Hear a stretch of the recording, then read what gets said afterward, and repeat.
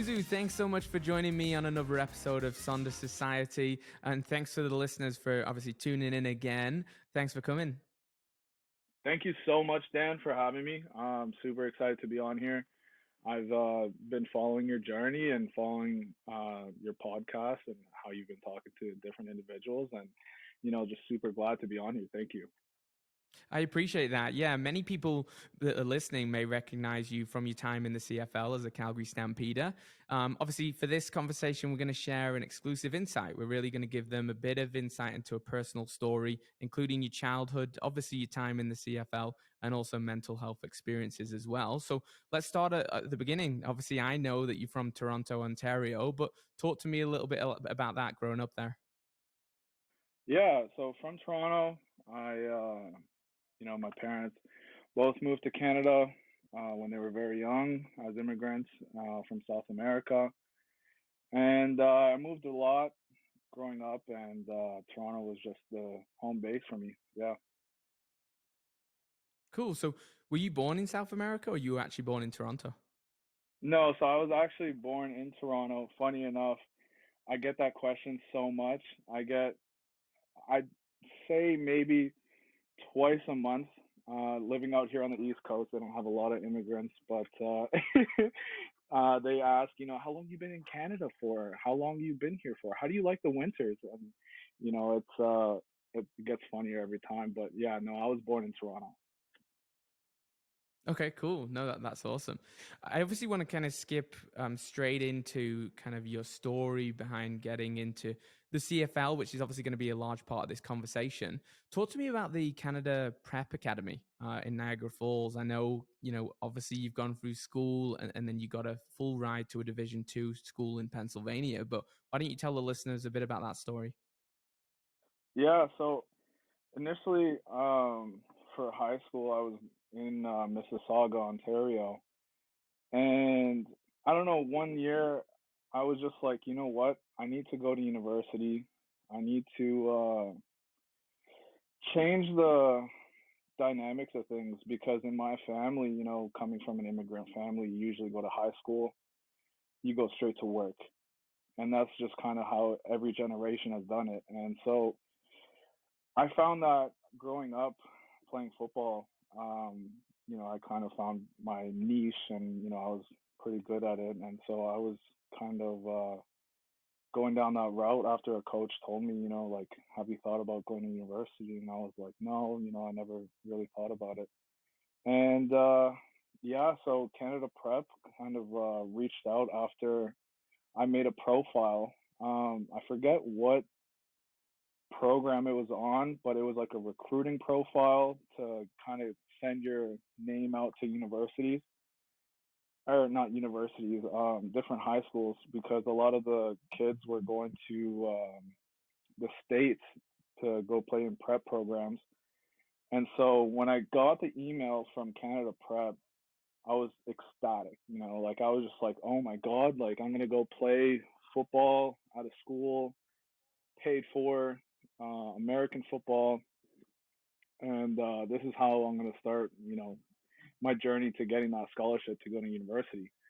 And so it was based out of Niagara Falls, Ontario. And yeah, I did my years there and we played a strictly American football league, American football. And it just kind of took me to this place in life where I can never give back what it gave me because it gave me the opportunity to, get exposed to universities and great competition. And it started everything really. So, yeah.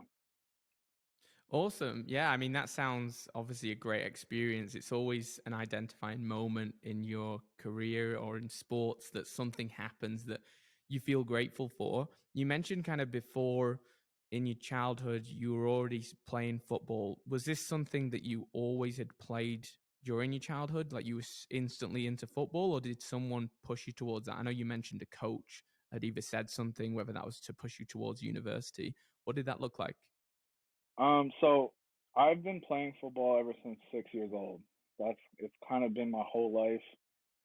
It's what I've known, and it kind of the way it started was, back when people actually read newspapers. My my mom, she you know, told me and my brother, hey, listen, you're gonna play sports this summer, you know, kind of get active, you know, kind of getting to be a chubby kid. He's like, you got to run around a little bit. Yeah, so she laid out some options, and I chose football, and that's kind of how it all began, and kind of kept rolling every year, every day, every month, every hour. It was just all football from there on out. Amazing. I mean, it sounds like obviously that consumed a lot of your childhood, which is good. That's obviously what got you as far as you got in the sport. Was there specifically, I guess, a key moment during your childhood that you may have participated in that made you kind of obviously go towards the professional athlete stage that you could remember? Um, so like I said, like in high school and when I was at Canada Prep, sorry, when I was at Canada Prep, I didn't before Canada Prep, I didn't know I wanted to go to university to play football, and I didn't know I wanted to pursue bigger things yet. But once I got to Canada Prep and got that scholarship to go play university, at that point when I got to university, I was like, okay, I'm gonna make a career out of this. And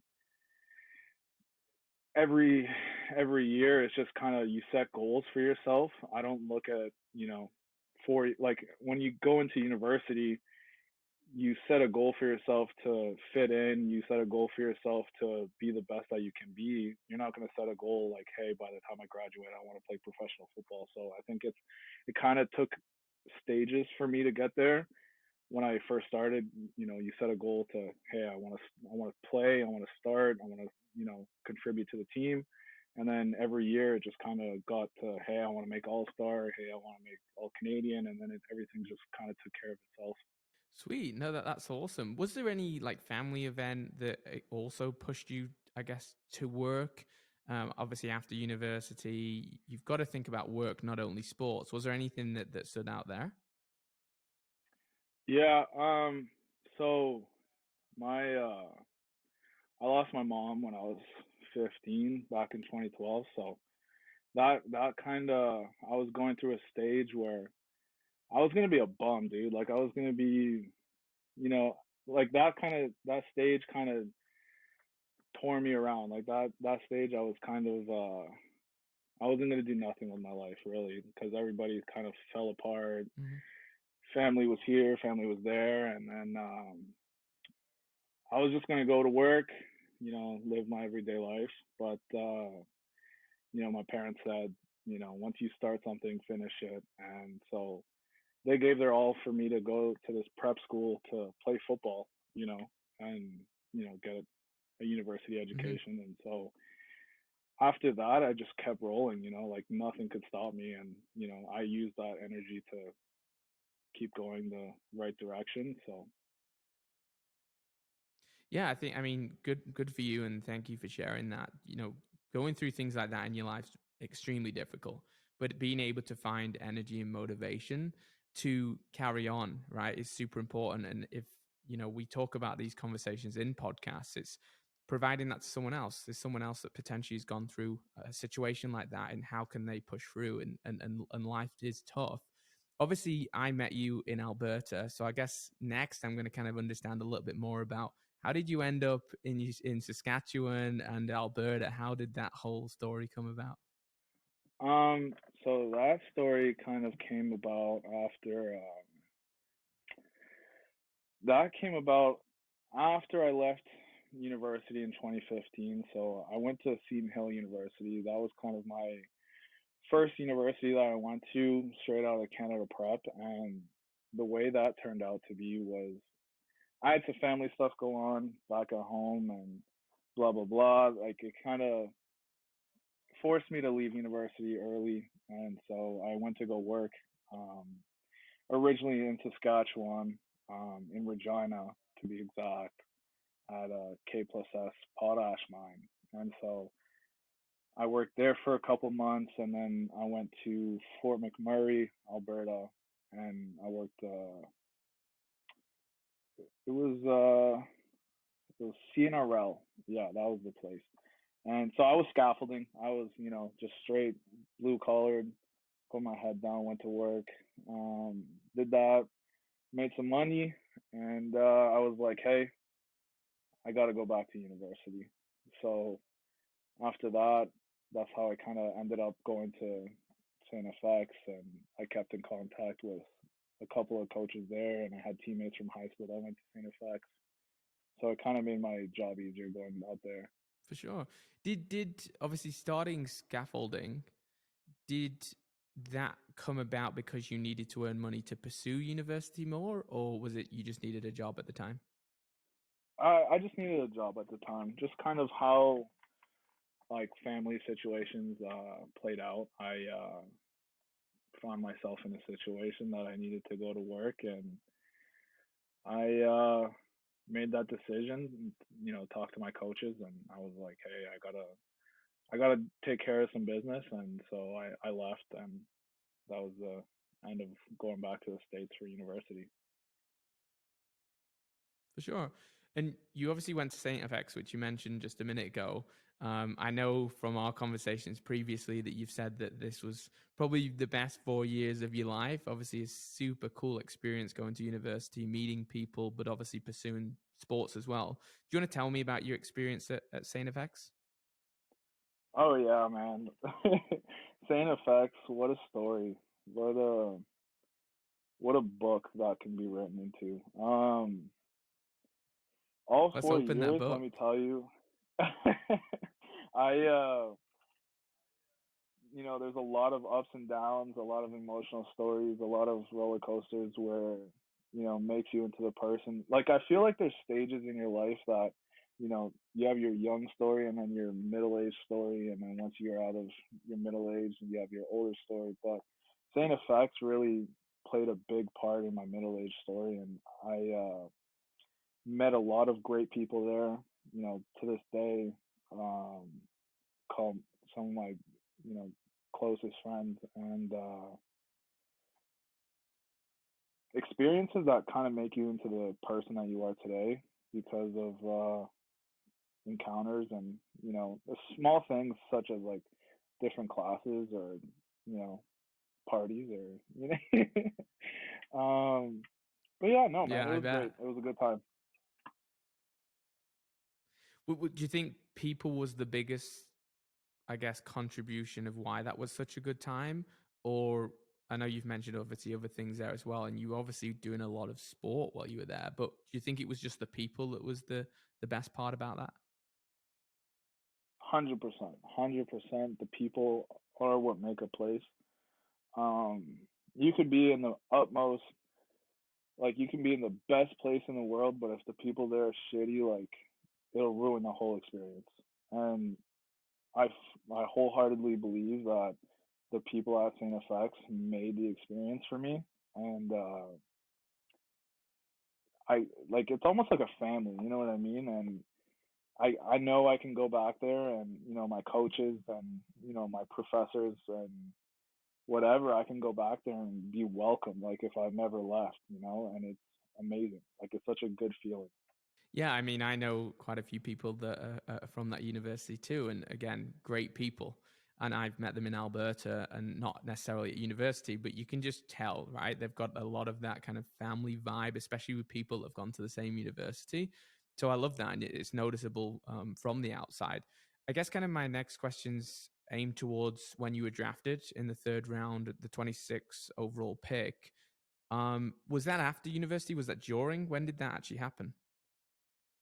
Yeah, so that happened like after my senior year. Mm-hmm. So I got drafted in April of 2020, and so that kind of happens.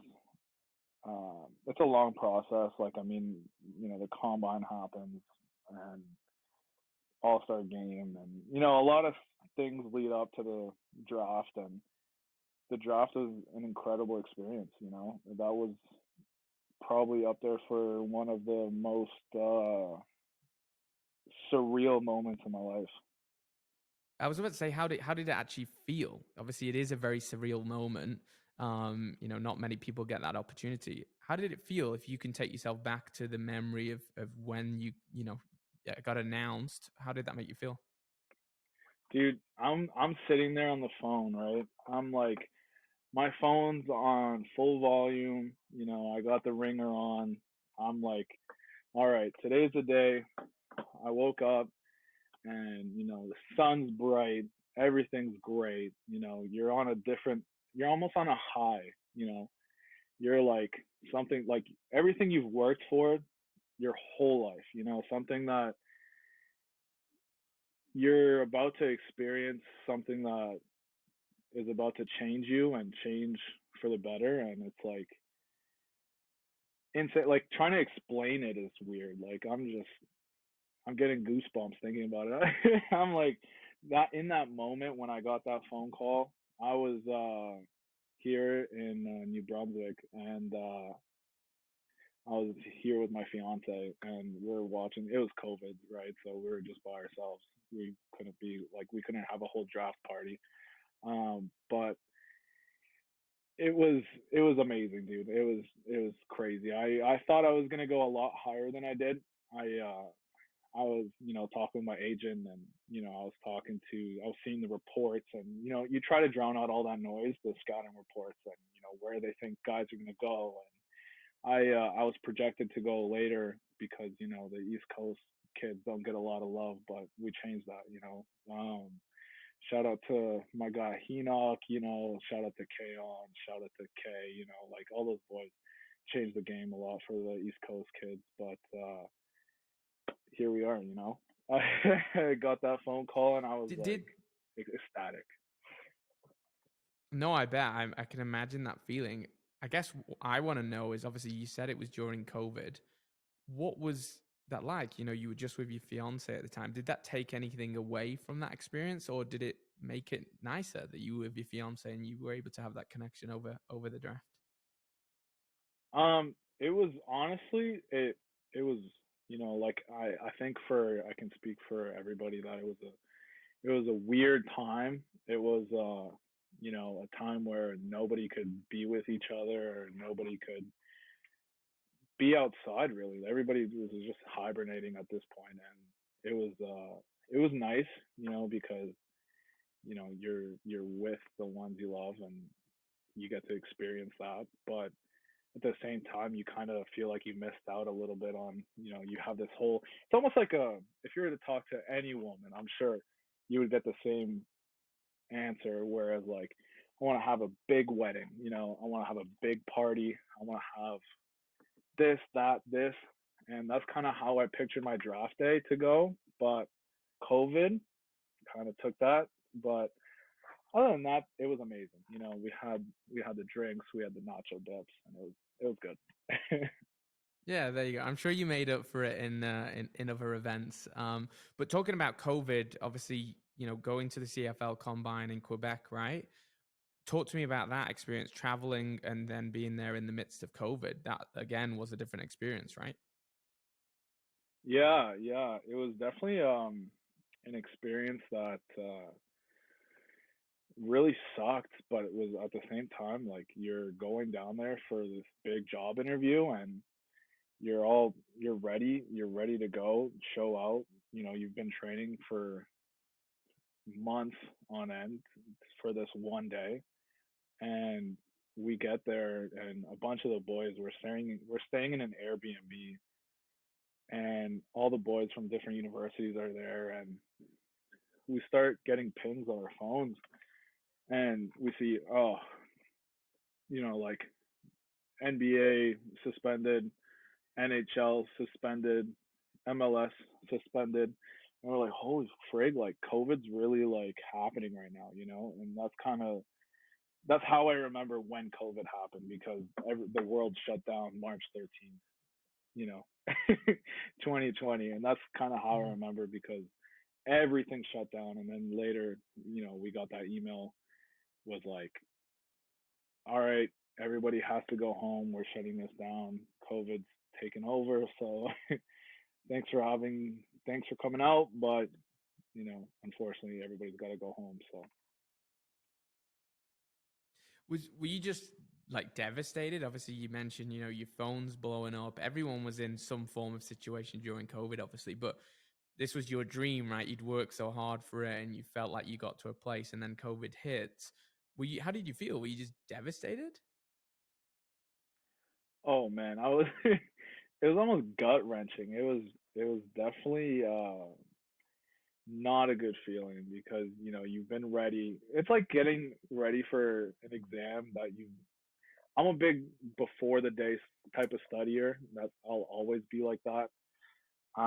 But when you start getting ready for this exam way in advance to find out that the exam's not even that day, it's it's crazy. It's like you feel cheated, you feel robbed, and that's kind of how that went. I was just like, no way.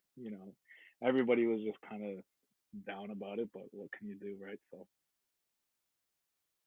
Yeah, and obviously you kept yourself, in high spirits, and you obviously went to Calgary, right? So being picked up by Calgary, and then Toronto, and back to Calgary. But first of all, tell me about your experience with the Calgary Stampeders. yeah, so I'll probably I just I forgot to mention a little bit during the draft process with Calgary. Out of all the phone calls I had, everything was COVID, right? So everything was Zoom and phone calls. Calgary was the most intense interview I've ever had in my life. That was by far. I was like, they want to know all this, that, this, and you know what?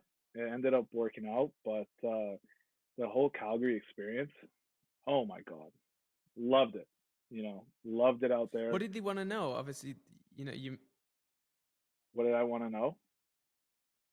what did they want to know? Oh, Yeah. yeah. So they wanted to, a lot of the phone calls were, personality based, just try to get to know you. And then Calgary was just straight to the point where it was strictly football. It was, you know, if this happens, that happens. Like, because as a center in the CFL, you're making all the calls. You're making, the front IDs, you're making the defensive IDs, you're seeing where the pressure's coming from, you're making the line calls. And so, like, I mean, you're really the second quarterback on the field. And so they were really diving deep into like how your brain's working, right? So Yeah, no, it's never fun being in the hot seat, right? Just like now. yeah. Really brings I'm something else joking. out of you. I'm joking. I know, right? I know. But again, tell me about your experience. Obviously, I know the experience of the draft doesn't sound too fun, but the experience of actually playing with Calgary, what was that like? Playing with Calgary was amazing. It was playing with Calgary was something that once in a lifetime you're never gonna get back. And I found myself, you find a new person, you find something else in you that you never knew you had. And I found myself getting out of my comfort zone because you're always that guy. Coming into high school, you're that guy. High school, you're that guy. University, you're that guy. And then you go into the league, you're not that guy. Everybody's that guy. And so it was definitely an experience, and learned a lot. And Calgary was just a great atmosphere, good group of guys, good group of coaches. Especially the staff that worked there, they took care of everybody, and so I have nothing bad to say about Calgary. And yeah, no, the amazing time. Awesome. Yeah, I know I've been to some of the games when you've been playing, and it's been fun to watch. You wouldn't put me in the same position as you on the field, but definitely good to watch with the beers. Tell me about your experience on the Toronto side. I know there was obviously a challenge. You left Calgary to go to Toronto. What happened there? What was the story? So at the time, I was on the practice roster for Calgary, and so being on the practice roster, you can be picked up from another team.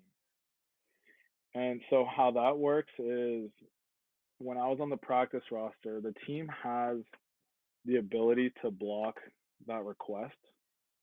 And at the time, they just signed a whole bunch of guys, big paychecks. You got your Reggie Bagel types, and all those boys. If you're listening to this, I know you got those checks. Um, yeah. So they said we don't have the cap space to block it. We really want to keep you here, but it's up to you. You're in the driver's seat. Uh, do what's best for you. And so I was talking to my agent, and I was like, yeah, let's do this. Let's make this move because I felt I had a better chance in Toronto at the time, and so made that move to Toronto. Super hectic. I literally got that call at 9 a.m. in the morning. Um, that hey, they put in this request. Um, do you want to be on the 5 p.m. or the 7 p.m. flight that day? So there I am trying to pack up my whole apartment, and I had nothing. I didn't even process what was going on. So yeah, that was quite the change. Did it feel like a lot of back and forth? Because obviously you're under that pressure. You've gone to Toronto. You eventually did come back to Calgary. How did that feel like? Did you feel like it was a bit of back and forth, or was it the right decision and the right things happened at the right time?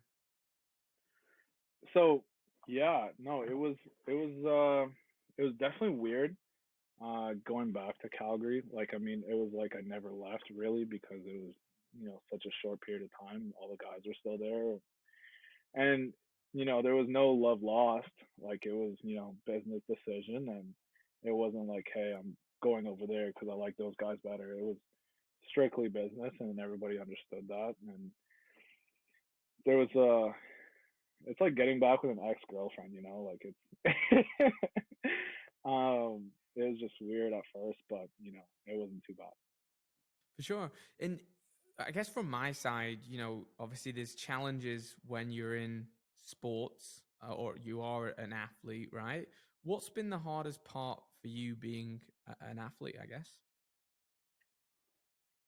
Honestly, I'd have to say the pressure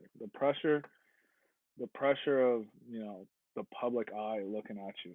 And I think a lot of people it can like they can get consumed pretty easily um, with that pressure. And I know I found myself in my first year in the CFL. I found myself to be in a situation where I was like, what if I'm not good enough? Like, you know, you start questioning your abilities, and you start wanting to be better all the time, and you put pressure on yourself that shouldn't be there. You're there for a reason. You're there because you're good at what you do. And I think a lot of guys, like, if I'm going to give any advice to anybody, like, just trust the process because everything's happening at the right time, and why it's supposed to happen. So yeah, the pressure. You mentioned the public eye. What was it specifically in the public eye that was made pressure, I guess? Was it, is it comments? Is it social media? Is it the news? Is it the games? Is it the results? What kind of pressure were you getting? I think it's more so the social media. um when you get to a point nowadays where the social media you can see everything, and what's going on and what's happening. um a lot of people have opinions, and like it gets to a point where you start reading every single comment, you start reading every single blog, or you start reading every single um little write up news articles. You start looking for it all, and I think that's what kind of eats you sometimes. But honestly, like I mean, you got to understand you're at a stage where everybody's looking for you to perform, and so I think it's a good pressure because it reminds you of where you are. But it does if you don't know how to control it. I think that pressure is going to get to you. I think it's definitely a difficult thing to manage, especially in your earlier days if you've just hit the CFL and not knowing that that's something. And sometimes it's an overnight fame almost, right? You're starting to get pressure that never was there before. You're just enjoying the sports, you're enjoying the process, and then suddenly it feels so much more serious. Would you say your advice for people at the beginning would be to try and figure out a way to manage that pressure? Because I presume in the CFL, it wasn't necessarily someone there to support you saying just ignore it. Like how did that work when you're actually dealing with that pressure? Is your coaches just saying ignore it, concentrate on the games, or is the people there to support you within the CFL? If I'm gonna be 100% honest, I think it's more so. I don't think it's anybody else that's gonna pull you out of that. Um, like, yeah, everybody can kind of tell you, hey, don't listen to that, or hey, don't pay attention to that. You're good. You know where you're at. But honestly, like, no matter how many times people can tell you you're good, don't worry about it. You're personally, you're always going to be in that mindset. You're always going to be thinking about it until you yourself dig deep to, find a way to just drown out the noise.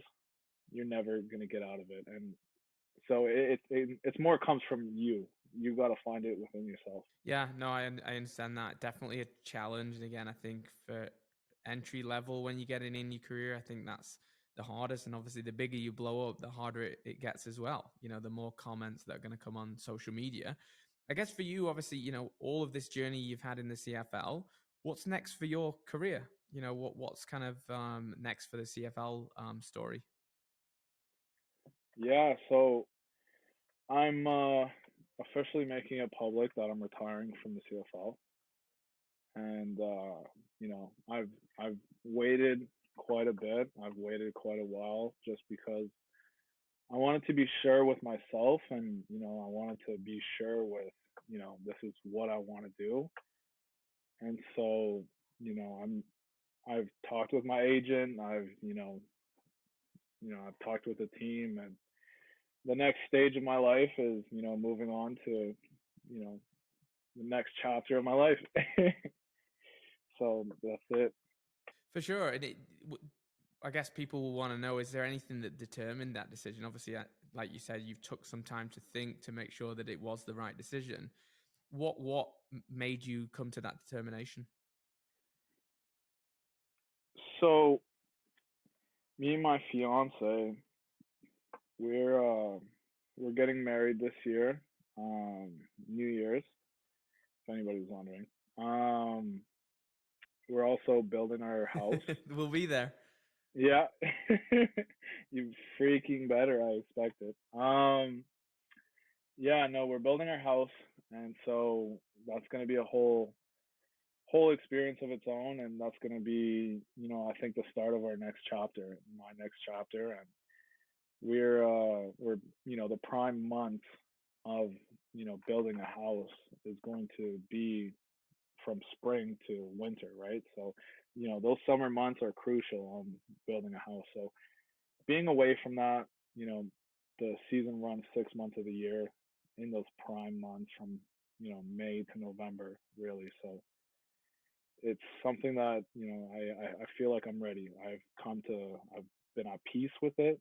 I've come to terms with moving on. So I think that's kind of what dated my choice to finish this football career.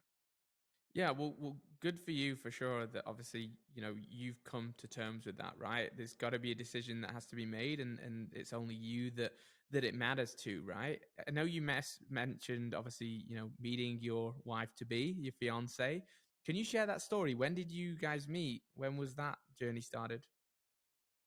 Yeah, so actually she was my neighbor at St. FX in my final year. And yeah, no, so being neighbors and being at a university, it kind of starts off with like, hey, we're having a party. You want to come over, kind of thing. If the noise is too loud, let us know. But yeah, no, we became friends, and kind of from friends, we kind of got to know each other better, and it just kicked off from there. So. Cool. So you've obviously progressed, and again, you said wife to be. So you've got a wedding to plan. You also mentioned your house. How's that all going? Obviously, that's a big transition from a life that's been revolved around football, and now you don't have that. How is that all going? How are you managing with that whole transition of everything that's going on? Keeping busy. Keeping busy is the main thing. I find when I, get too much alone time or I get too much time to think, I find myself, going down rabbit holes of like, you know, what if this or what if that, and you know what, like I've already passed that. I've passed all the what ifs. I've already, put all the what ifs to bed, but just staying busy, with a wedding and a house to plan. Like, I mean, frig, it's it's kind of overwhelming, but you're also trying to figure out life. I've never not been training at this point. Getting ready for the season and trying to, just work and stay busy and concentrate on what's next is kind of what's tough for me right now. Um, but like, I mean, steps, one step at a time.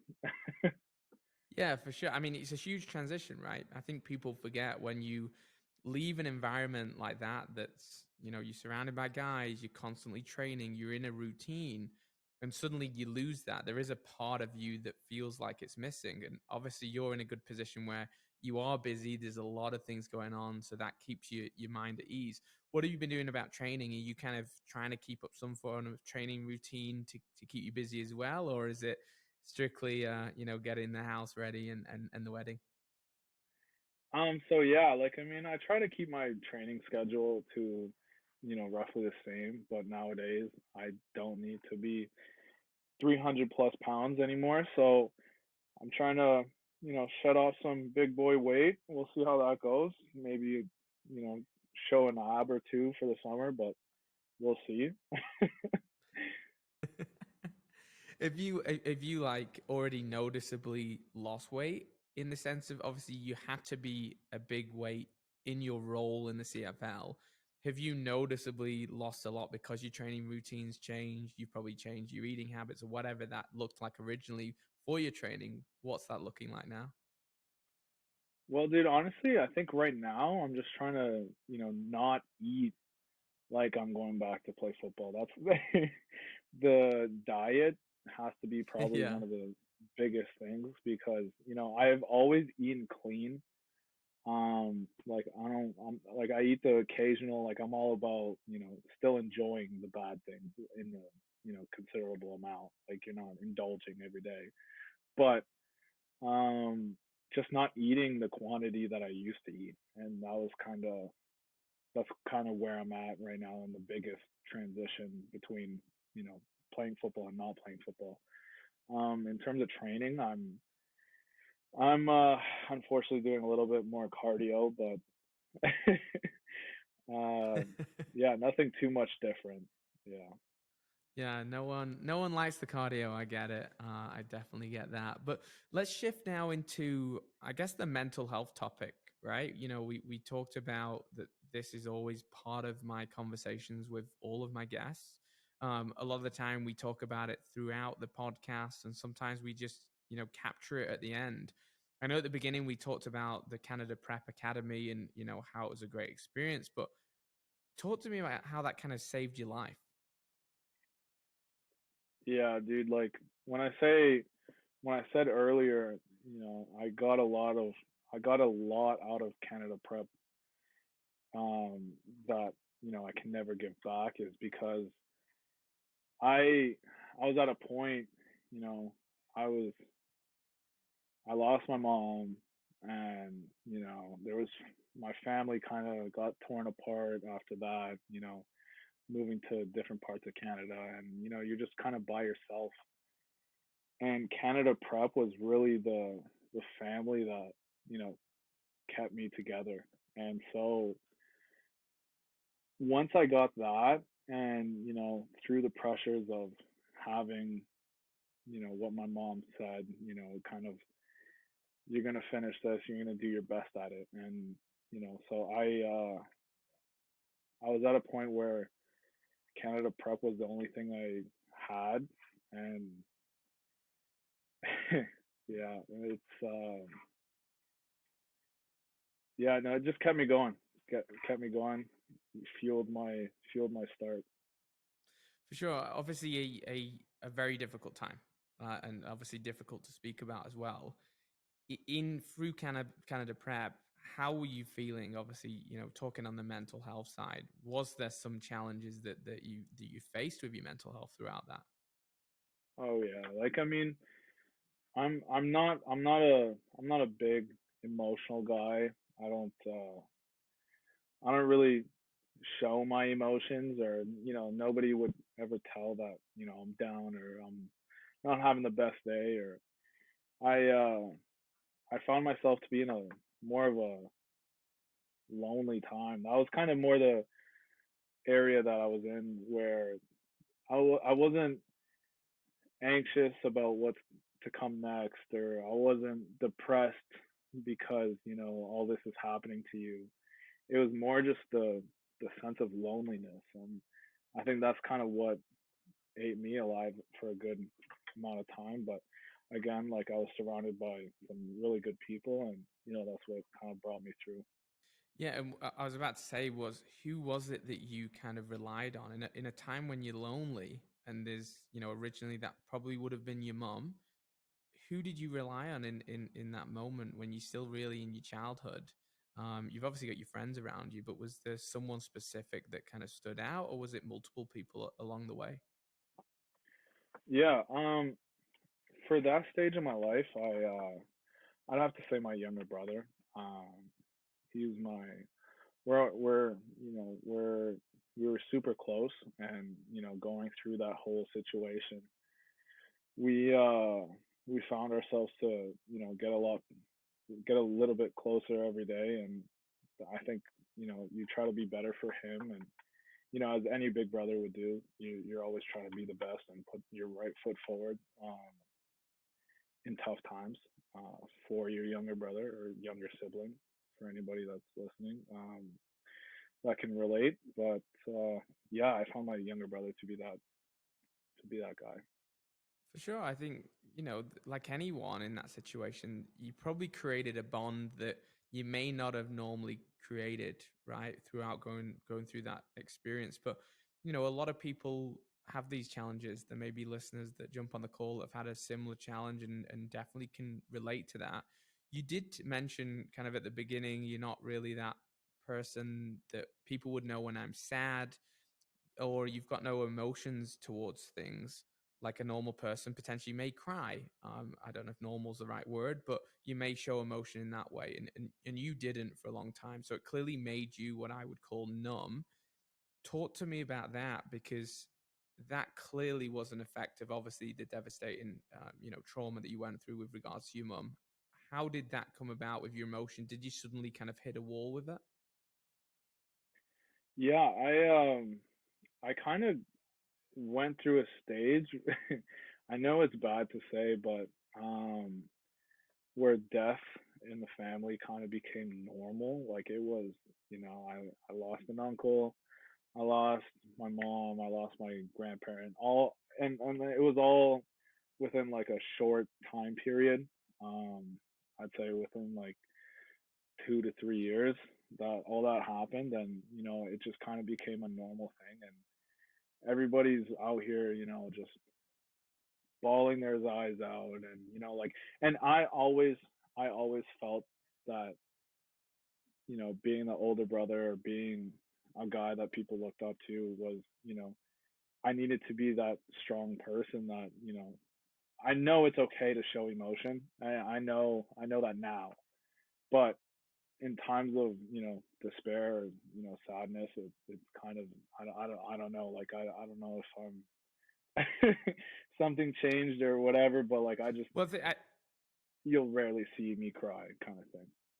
yeah, and I think you know what I think that's understandable.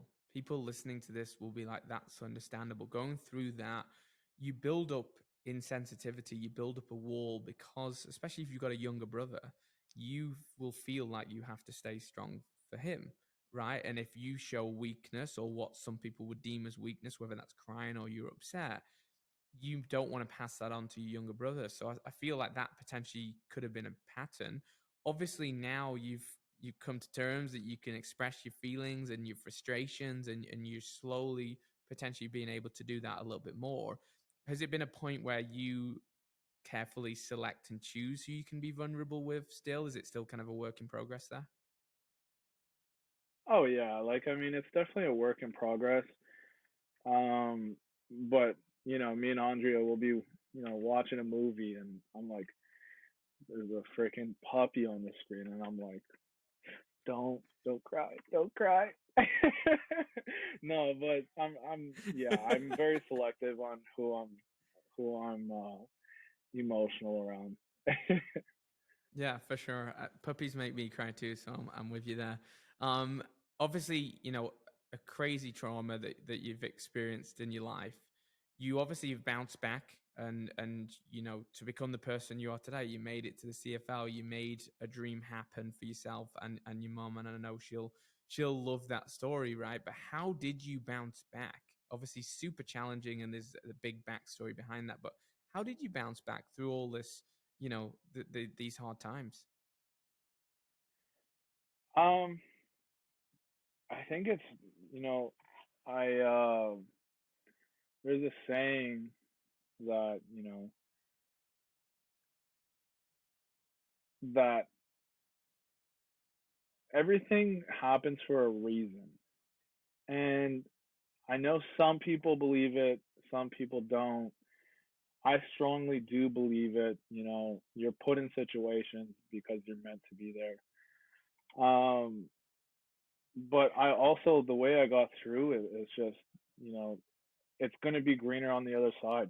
Keep pushing, keep trusting the process, and, you're going to come out of the storm, and it's going to be, you know, everything you imagined on the other side. So just keep going.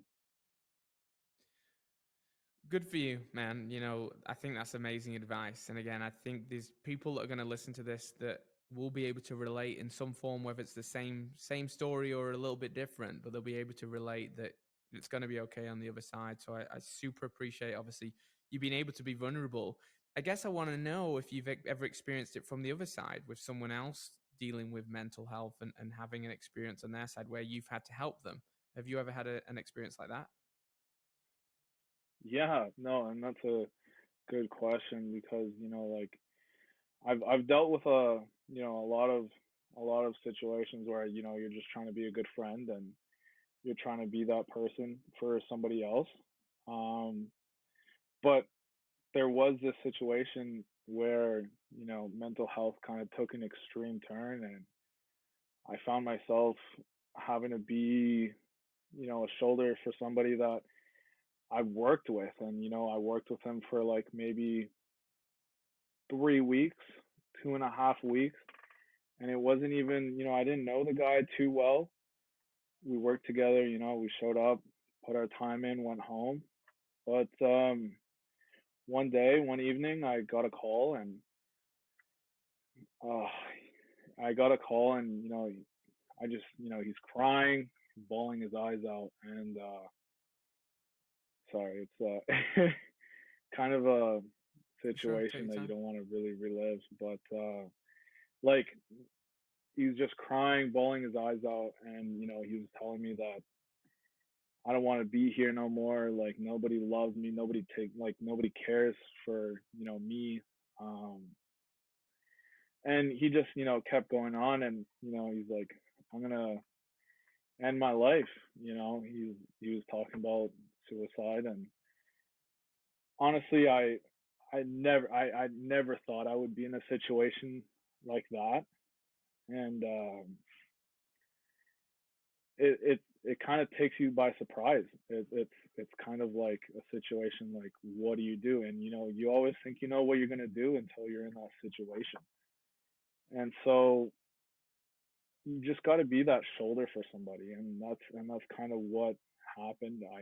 We finished our conversation. I was fortunate enough to be able to tell him that you're you have people that love you, the people that care for you, and you know keep going. Like I said, keep going, and you know you're gonna come out on top of this, and he did.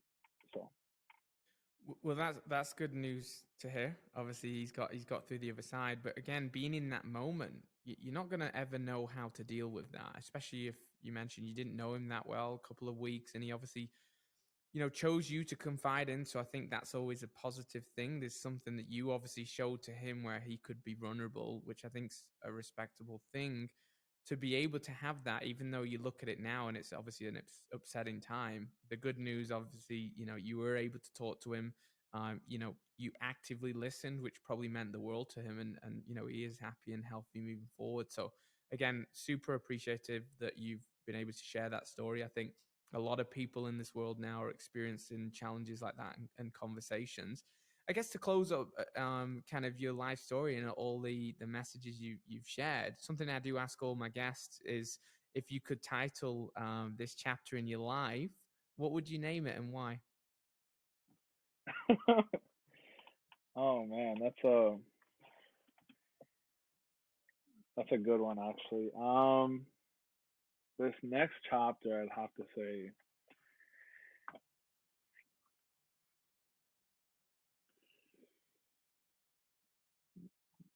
honestly, I would just have to be the new me. Period.